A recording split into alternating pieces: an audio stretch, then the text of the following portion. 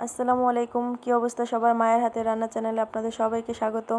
আজকে আমি এসেছি আপনাদের মাঝে নতুন একটা রেসিপি নিয়ে। আজ আমি করে দেখাবো আপনাদের লটকনের ভর্তা। এর জন্য আমি প্রথমে কিছু লটকন নিয়ে নিলাম।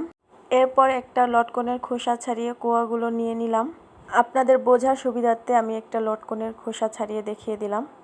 এরপর লটকনের কোয়াগুলো একটা মিক্সিং বলের মধ্যে আমি নিয়ে নিচ্ছি। এইভাবে এক এক করে আমি সবগুলো লটকনের খোসা ছাড়িয়ে নিব। প্রচণ্ড গরমের মধ্যে এভাবে টক ঝাল মিষ্টি এই লটকনের ভর্তা বানালে খুবই মজা হয় খেতে। আমার কাছে এটা খুবই ভালো লাগে। আপনারাও চাইলে বাসায় এভাবে বানিয়ে দেখতে পারেন। দেখতে দেখতে আমার সবগুলো লটকন খোসা ছাড়িয়ে নেওয়া হয়ে গেছে। এবার আমি এর মধ্যে 1 চা চামচ কাসুন্দি, 1 চা চামচ চিনি অ্যাড করব। এরপর হাফ চা চামচ বিট লবণ এবং 2টো শুকনো মরিচ শুকনো তাওয়ায় টেলে নিয়ে হাতের সাহায্যে গুঁড়ো করেছি।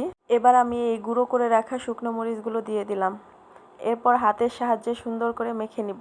সবগুলো লটকনের কোয়ার গায়ে সম্পূর্ণ মশলাটুকু মিশিয়ে নিচ্ছি।